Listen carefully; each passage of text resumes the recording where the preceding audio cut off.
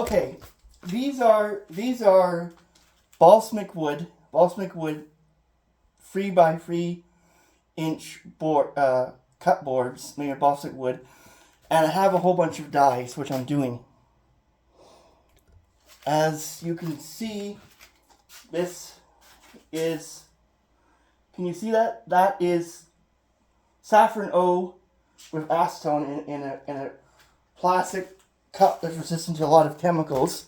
Always read up on what chemicals will react and mix with different plastic and material. I use disposable because they're easier to work with for glass, but there's a choice. And this is Alurizan red in vinegar, 5% Alurizan red. I meant 5% vinegar with Alurizan red. And these are silver nanoparticles. We don't know what this does, but we're trying to find out how this will do as a chemical art experiment.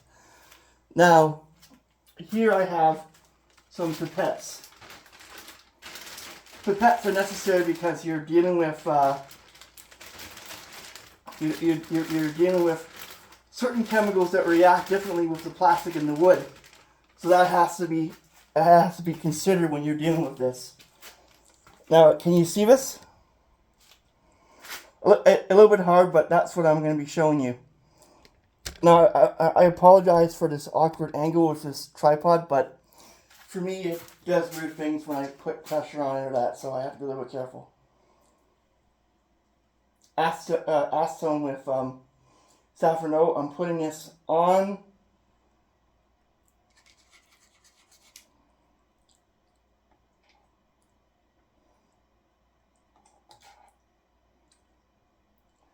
Unfortunately, it's very prone, the acetone in the dye is very prone to evaporation, so once you put it on, make sure you have other stuff up, paper underneath to basically prevent it from doing things. As you can see,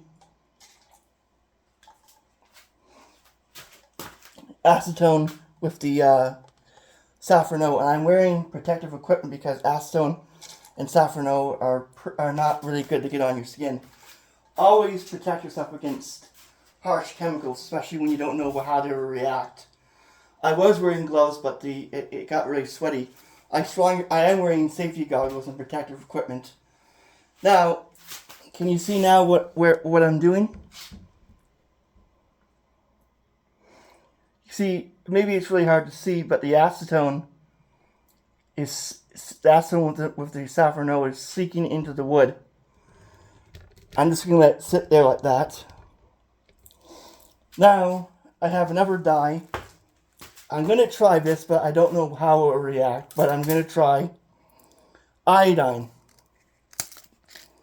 Povidone Iodine. Povidone Iodine. Yes, I should be wearing gloves, but when I put on the gloves, it does weird things with the camera. Povidone Iodine. We want it to sit like that.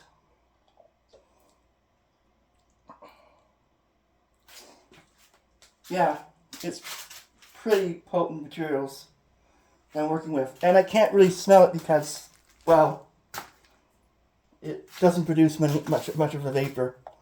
At least when I'm doing it now. Now we have another pipette. Bring out another pipette from my bag.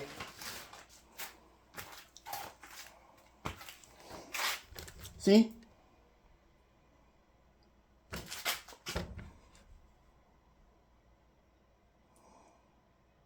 Stains quite quickly.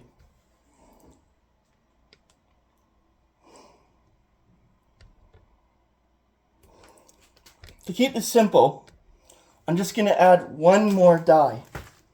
Malachite green. Malachite green will work once it dries and once it creates pretty colors.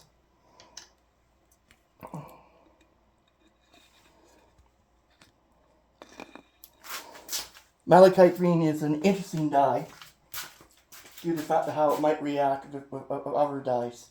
Again, this is chemical art. I know it's not very popular on my channel, but it should be. It's a really interesting concept. running low on malachite green. And as you can see, it just stains the plastic too. That indicates how potent it is as a dye. I am wearing safety goggles and that as a visor to protect myself from these dyes, because you don't want these dyes to get in your eyes. As malachite green, it just stains my shirt and my fingers and that kind of stuff, but I can wash it off easily. Now we're looking at right now malachite green,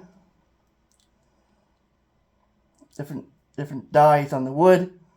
We have to let this sit and dry and create interesting patterns with the filter, the plastic filter I'm working with. As you can, as I'm explaining, iodine has interesting properties on wood. Look how I don't really want to do this because I might get my hands dirty more and I should be wearing some kind of glove, but if I work very carefully in that,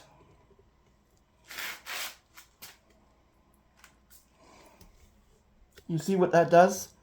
Now look here. I can take this popsicle stick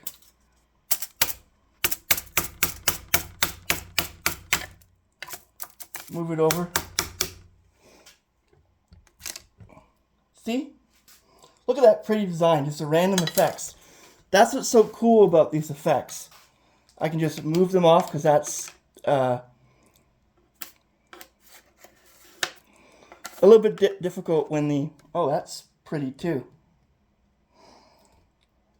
And this one, I won't move all of them off because they're sticking to the side, but when the ones I can move off carefully, I can basically move this to a side and get the dyes to basically get the dyes to solidify on the wood or absorb in the wood. And now we have a really interesting result. Thanks for watching this 7-minute video. I'm going to do some timestamps with it. This is part 1 of making dyes, putting them on wood, and doing imprints, like imprints with the